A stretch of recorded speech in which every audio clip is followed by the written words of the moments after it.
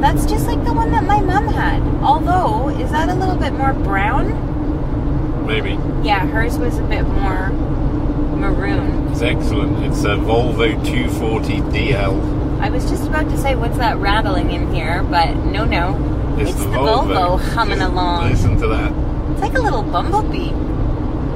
I love those headrests. Yeah, we had those too. It's so nice and square and boxy, eh? He's outrunning me. It's like the little Nash Rambler. Beep, beep.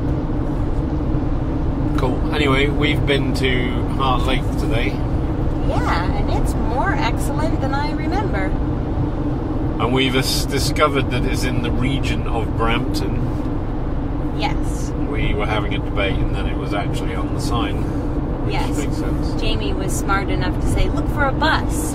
And I thought, oh, that's clever. And then what wasn't so clever is that we were sat in the car park having our little picnic snack, and there was a sign right in front of us that said Brampton right on it. So we could have just gone for that, but we didn't. You win some, you lose some.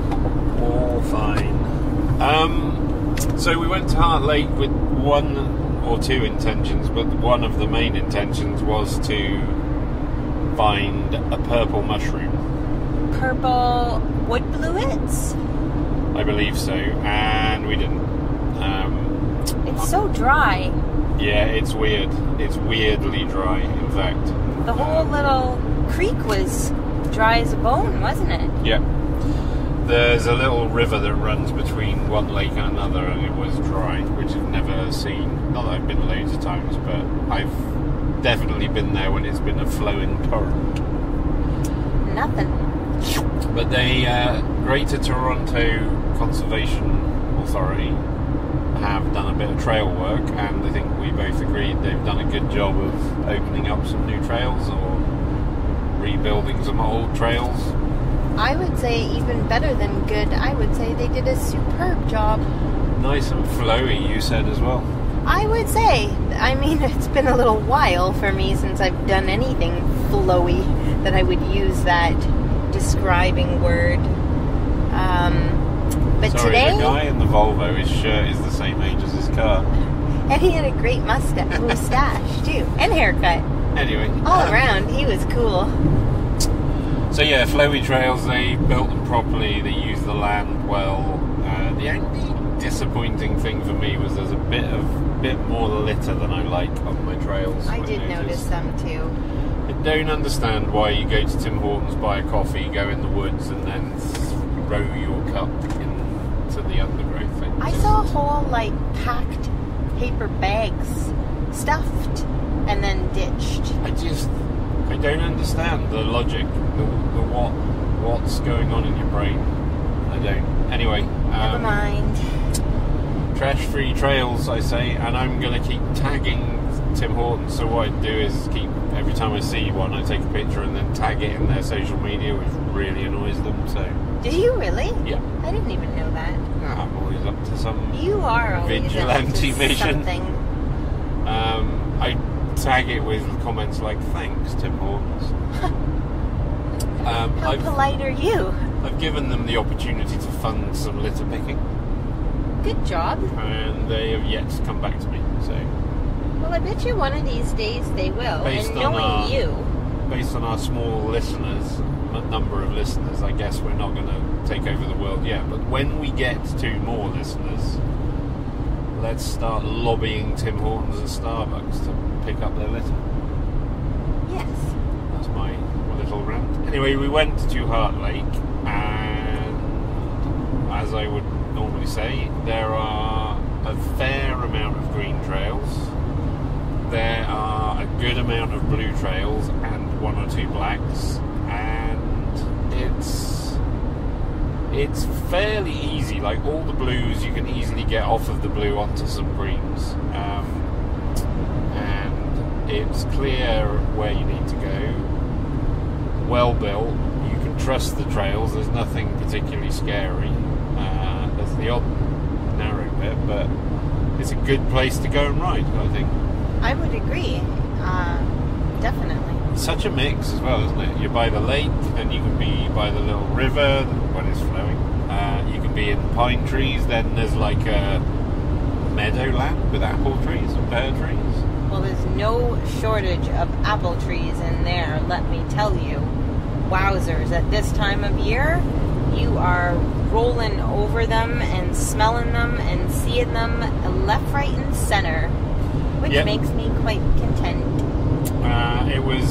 It's good. And then there's a lake, and there's lily pads, and then there's a marsh area. It's kind of got a lot going on. It really does. Like, I'm even just thinking about a couple of times we turned this corner or went that way, and all of a sudden we were like, in this super dark pine forest. Remember I even said, whoa, that got dark quick. Yeah, that was funny, wasn't it? But just to say that the forest can just rapidly change. So it's quite interesting, I think. Yeah, it is. It's good. And there are a lot of people there today. There's like barbecue picnic areas and one thing and another, which is probably worth checking out if you want to go and do a family afternoon and end it with a little barbecue or a picnic. But even though there was a lot of people, everybody was pretty polite and got out of the way. There was no fuss. There was a few other mountain bikers. I mean, it was generally a good experience, I would say. Yeah, like you said, it was I've often seen a couple other how do you call them, mountain bike or bike racks on the back of cars in the car park, but I don't think we've ever witnessed any other riders out there with us. But today we did see a few, and they were super friendly too. They were, and I think in the end we did 8 miles, and we probably did 8 miles, and I would say out of the 8 miles, the only trail we did twice was the little concrete one out back. Right. Everything else we did was new trail all the time, I think. Yeah, that was cool. Because sometimes you have to leap back on yourself, don't you? But we didn't have to do that at all today. It was, and I would say we rode 80% of it. There was still another couple of trails we didn't end up on for various reasons. So yes, I would say So good place to visit, good parking. So we park in the car park near the petrol station, which I will send a link for, which is free. I don't mind paying to park generally, but for whatever reason, I parked in this place previously.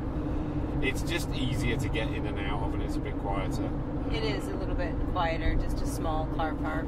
Yeah, and you can kind of set up your bike and do whatever you're doing. It's easy to find again when you come out as well. So that was that.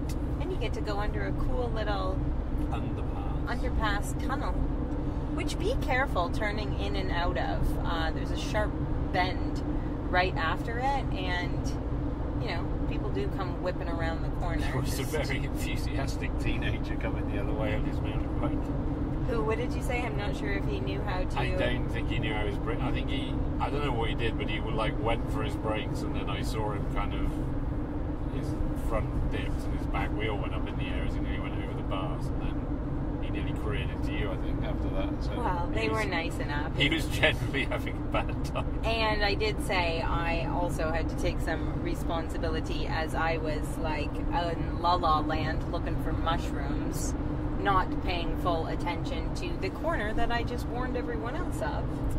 I was paying attention, and I did see him, but I wrongly assumed he was going to stop. He just panicked, which was, it amused me. He had a big smile on his face. So I guess that's all that matters. What I meant. They seemed pretty jolly. And then you found a few things. I just wanted to actually talk about my ride today. Go for it. I actually had a proper ride. Kinda, sorta. I mean, more of a proper. I had about the most.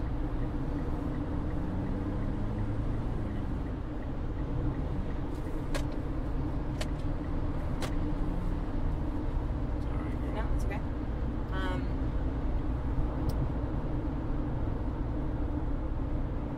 I had about the most exciting and most difficult ride I've had yet since this little accidente injury.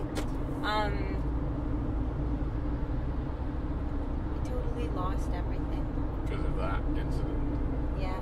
Can you ask me how was your ride today? How was your ride today? How was your ride today?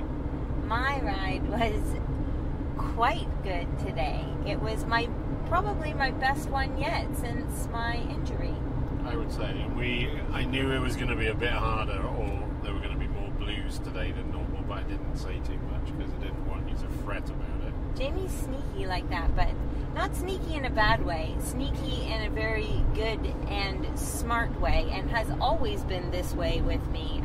Never overloads me with information or is cautious to say anything that would like spook me or throw me off.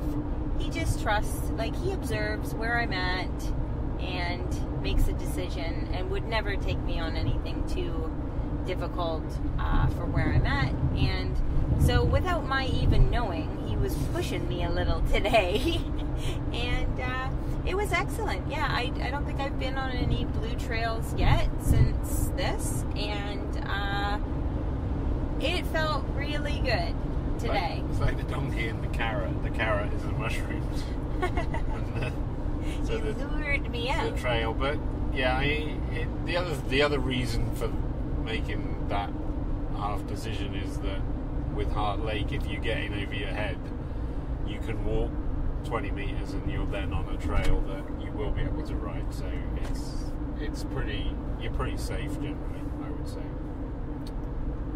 Yeah, so today was a day where I actually felt like I achieved something in a ride, and you did well. Yeah, it was quite grand. And you followed me up a few things I didn't expect you to. Well, I did say monkey see, monkey do. Some of those routes, and I think there was a log roll you didn't do because it was the wrong way going up. I think that was the only thing that really threw you. Wasn't it? Everything else you were kind of alright. Yeah, and that was at the beginning too. Like I think towards the end of our ride today, I might have attempted it because I was a little bit learning how to put my foot down on an uphill if I needed to. Prior to that log roll, I still wasn't sure if I could do that. So you're sort of practicing because of the injury you've had, trying to get your pedals level a bit more, I think, aren't you? That's your sort of... Yeah, like at the beginning of a ride, I wouldn't attempt that, but halfway through or towards the end of a ride, when I've, warmed up a bit and gotten a little more confidence, I was starting to push the boundaries of like pedals flat or even putting my right foot, my injured leg, down.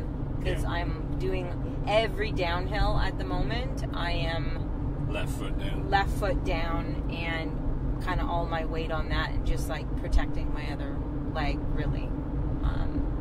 So I just, slowly trying a few new things.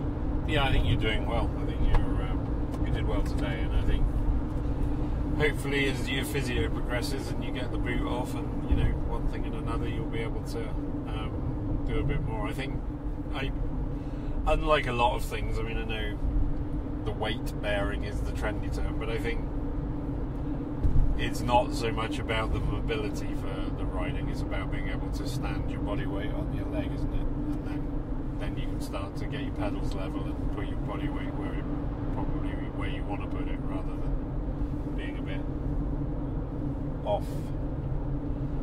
Like you said, going downhill, you tend to put a lot of your weight on your left leg.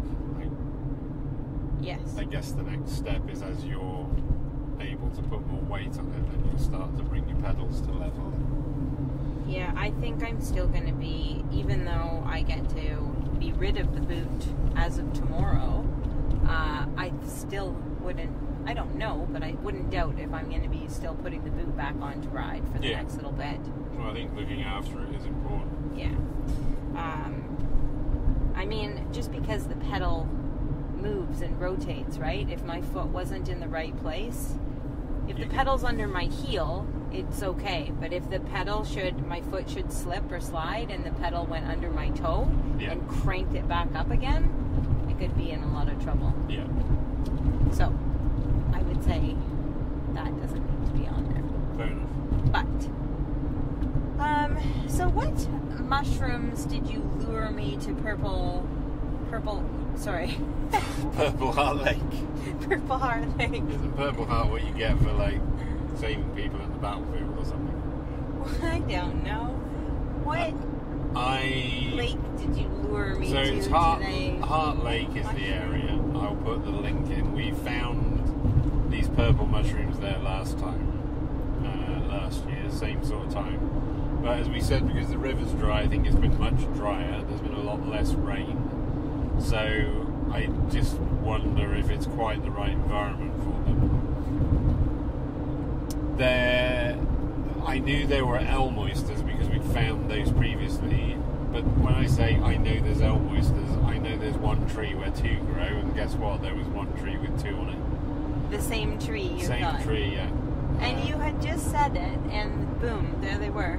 Yeah, so we found two elm oysters, and then prior to that, on one of the other trails that I know reasonably well, we found some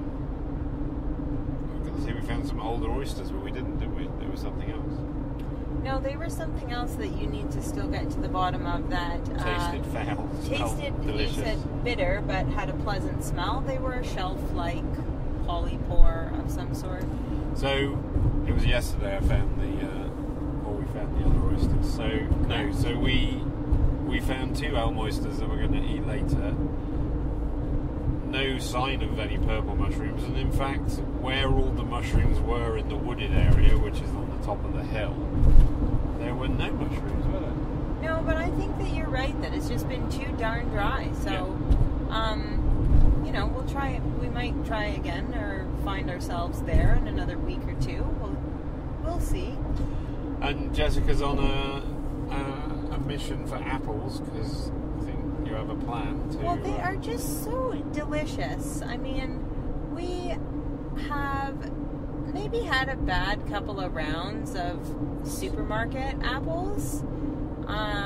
And yeah, I've been recently, they're starting to come out here in Southern Ontario. So I picked a good whack a week or two ago, and they're so superior and delicious. So we did enjoy a good stop and a few apples in the woods today, which I just thought was such a treat. I would agree. And on the apple thing, the sad thing about the apples today is they're too high up. They're right at the top of the tree. Unless you're a apple vulture, you can't get there. Or a monkey. When I was a kid, we used to have these poles with like a wire noose on it and a net. That's what we definitely need, a telescopic apple picker. That would be excellent. That would be sweet. Yeah. I'm half joking, but I wonder if next year we should invest in one, because I think they're telescopic, as in they slot together. Yeah. So, and then you can put it all together when you get in the bush. Happy days. Yeah, compactable. In fact, I wonder if we get some trail building tools, maybe we can get the telescopic handle, and then we just have to buy the little fitting for the end. That would be ideal. Not make one? An apple thing? Yeah. Probably. Well, that's an adventure for another day. But if we had one of those, we'd then need a massive, bike trailer, because you would have filled up every... I would. I generally fill my backpack. But the apples at the top of the tree were full-size, proper red apples that didn't look diseased because they'd been sat in the top of the tree with no bugs. So. Well, hold up a second now on those looking diseased. Don't be fooled by appearances, my friends. I started to munch into even the spots that looked like there was a big blemish or even a hole. And, as I bit sort of halfway into it and beside it, it's just on the surface that very often they're just blemished on the surface on the skin. There's no bug or anything creepy, crawled into. It's almost like a watermark or something, isn't it? Yeah. Like a stain. So even if they look a little bit, unappealing or riddled with something, crack one of those babies open and actually investigate, because my experience lately has been not for truth. Also, even if they have blemished skin or they do have the odd brown spot inside, i.e. there's a worm or something, you can cut it out and still cook them and make a decent apple pie. You just don't eat the bug, that's all. I mean, and even then an apple grub isn't going to hurt you, so... No. That is just all to say that we're finding these apples have been far superior in taste to the ones that we've recently had. So yeah, we're stockpiling a little bit. A little bit. So anything else you want to add? We didn't do an ice cream stop today because there isn't really any around there, I don't think. It's pretty close Hart Lake to the city. If you were to do it early in the morning, it's kind of 25 minutes from the centre. Wow. It took 40, and that was with traffic. You do have to negotiate your way around the airport, probably, which is not pleasant. But it's stressful. But it's close. It's not, unlike some places I go that are close to the airport, it's not the quietest place. It's not the aeroplanes. It's the road noise I notice is a bit I louder. noticed a few times as well. But a it's not bit of a drag. Yeah, but it's apart not. from the noise, you could be in the middle of nowhere. And to be fair, the noise isn't all throughout. It's just in a few sections you might notice it for sure. Yeah. But not necessarily, everywhere that you are in the bush you can hear the road. Certainly not. One more thing I will just mention about that place, because we did stop to spectate a little bit, is that they do offer zip lining. And I believe there's also fishing on that lake. They probably rent out some other water. I don't know if it's canoes or kayaks. I'm not certain about that, but there's a little outfitter. Do. There's a little place there where they do rent kayaks, and I think they rent the little fishing things as well, if that's how you want to spend your time. Well, pro anglers out there. Never know. But I think they rent the little boats. I think you can rent the canoes, like you said. Then there's the zip lining. They've done a good job. But there's a little kids pool. Didn't see a cafe anywhere. That's the only thing. Nope. Lots of toilets and stuff. Yeah. Anything else that we needed to add? Until next time. Get lost.